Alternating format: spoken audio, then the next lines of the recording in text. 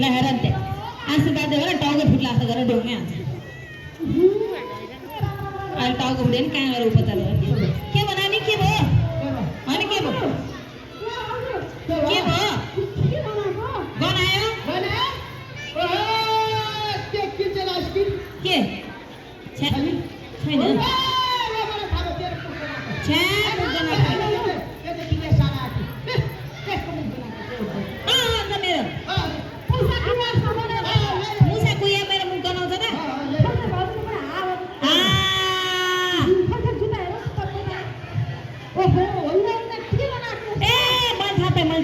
तिम्रै दाइको मुख गना हो क्या तिम्रो दाइको मुख गना सुन सुन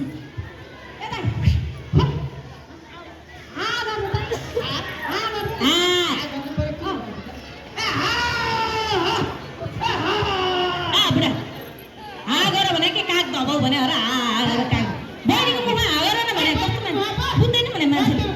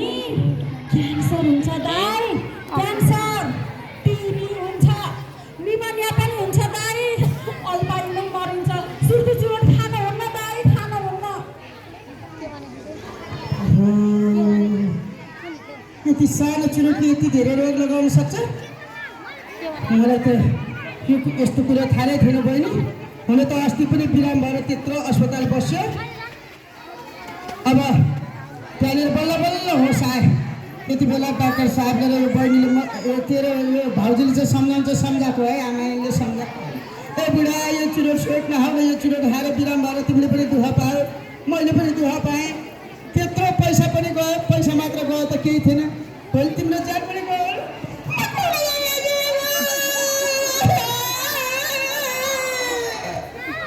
भनेर रोएर धेरै सम्झे अनि त्यसरी त्यति बेला सम्झाउँदाखेरि त्यसरी सम्झाउँदाखेरि मेरो कटक बाबा अहिले बा कटकको मन खान्छ अब यो छोडिदिनु पर्छ कि जस्तो लागेको थियो तर हिम्मत आएको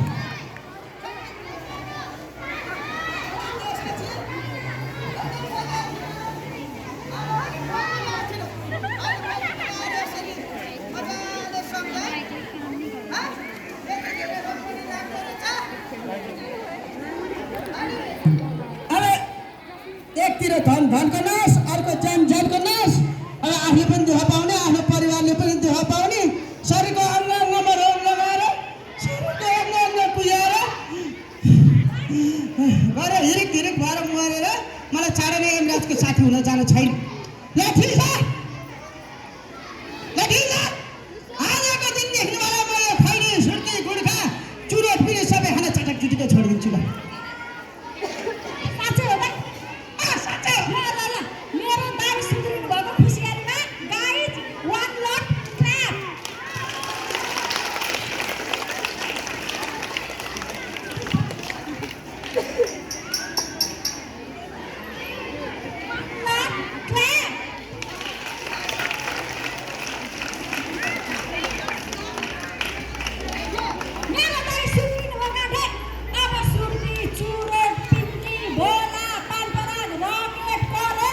रॉकेट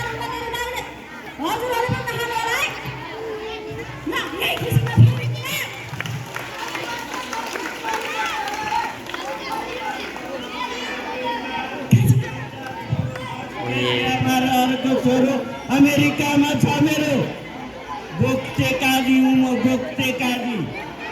यो गोक्ते काजी हाम्रो यो ठाउँलाई धुम्रपान, मद्यपान, लागु पदार्थ दुर्व्यसन रहित बनाउनलाई हिँडेछु, लागेछु। सिङ्गो रत्नगर नगरपालिका नै धुम्रपान, मद्यपान, लागु पदार्थ दुर्व्यसन रहित समाज निर्माण गर्ने अभियानमा छ। तर एक दुईजना चुरौटेहरू आफूको अत्याधिक चुरोट, बिडी, सुर्ती, गुड्खा खाएर चाँडै नै मर्ने भए। आफ्ना बालबच्चालाई पनि धरापमा पार्ने भए। अरे कसरी सम्झौँ यिनीहरूलाई बाबा, हैरान भइस।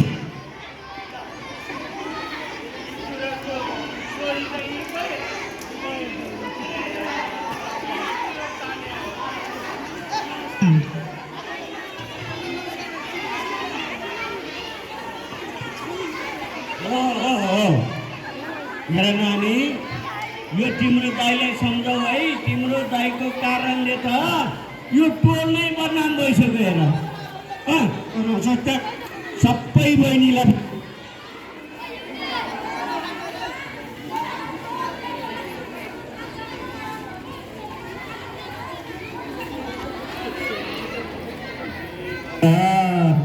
के थाहा र यिनलाई विदेश बसेर आइन् गाजुको करतुत के थाहा र। हेर नानी, यो आफू त चुरोट, बिडी, सुर्ती, गुड्खा खान्छ।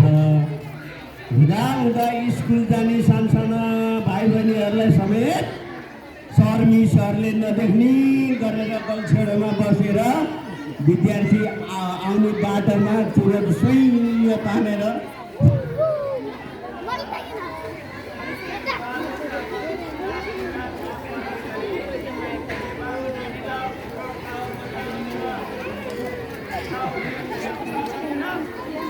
यो घन्टाउके राम्रोसित सम्झौ।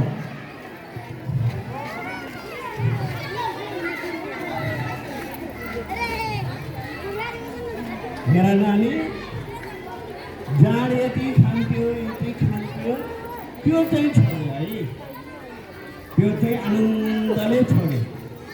एक काका त हरे जाड खाने, रातभरि छिमेकीहरूलाई सुत्न नदिने, हो हल्ला गर्ने।